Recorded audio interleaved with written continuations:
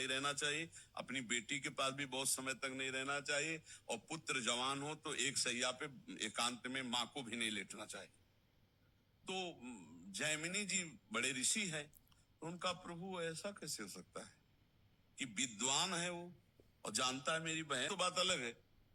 इंद्रियां बड़ी बलवान है जो बड़े बड़े विद्वानों को भी खींचकर भ्रष्ट कर देती है, इसलिए एकांत में अपनी बहन के पास बहुत समय तक नहीं रहना चाहिए, अपनी बेटी के पास भी बहुत समय तक नहीं रहना चाहिए, और पुत्र जवान हो तो एक सैया पे एकांत में माँ को भी नहीं लेटना चाहिए। और बेटी है पवित्र भाव, तो वो ऐसा कैसे कर सकता है? आपने जो श्लोक लिखा तो मुझे संशय नहीं, पर मुझे आप समझाइए कि ऐसा कैसे, जो विद्वान है, मूर्ख हो तो बात अलग है, इंद्रियां बड़ी बलवान है जो बड़े बड़े विद्वानों को भी खींचकर भ्रष्ट कर देती है, इसलिए एकांत में अपनी बहन के पास बहुत समय तक नहीं रहना चाहिए, अपनी बेटी के पास भी बहुत समय तक नहीं रहना चाहिए, और पुत्र। हम कभी गलती माने नहीं और छुपा के मुस्कुरा के, हम बड़े चतुर है, नहीं चतुर नहीं, वो बीज बो गया है। अब वो ऐसी जगह फंसाएगा जहां तुम कसम खाओगे कि हमने बिल्कुल नहीं किया, हम मानते हैं आपने नहीं किया, लेकिन ये वो कर्म का दंड है जो आप बीज बोए हो, आप उसका दंड नहीं, उसका प्रायश्चित नहीं, कोई जाना नहीं, वो दंड भी हो। व्यर्थ जीवन जा रहा है, अंत परिणाम उसका पता चलेगा जब, तब वो पछताएगा कि जिसलिए हम आए थे वो तो किया ही नहीं। तुम ब्रज में वास नहीं किए, वृंदावन वास नहीं किए, आकर हरीश सुमिरन नहीं किया, गुरु चरणों का आश्रय नहीं लिया, उनकी आज्ञा पे नहीं चले, तो तुम्हारा जन्म बीत गया, व्यर्थ गया।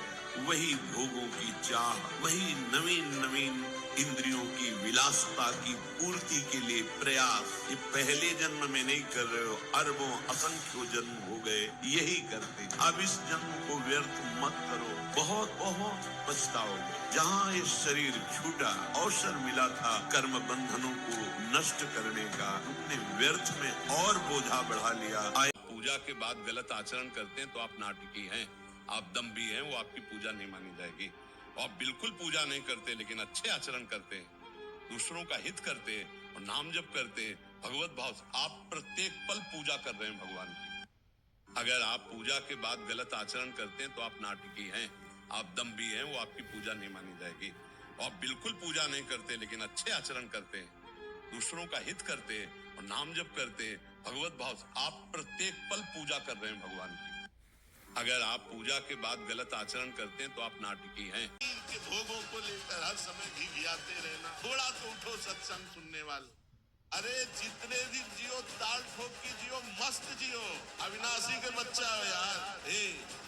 प्रवचन नहीं, छाती की बात कह रहे, उठो तुम सच्चिदानंद भगवान के अंत हो, गरजो, नाम जप करो, सिंहवत रहो, जब जाओ तो मुस्कुराते हुए हरि के पास जाओ। तुम्हारे हैं, तुम्हारे बच्चे हैं, तुम्हारे अंश हैं, अगर तुम बहुत गलत हो तो यार तुम्हारे रचे हुए खेल में तुम ना चाहो तो कौन पार हो सकता है?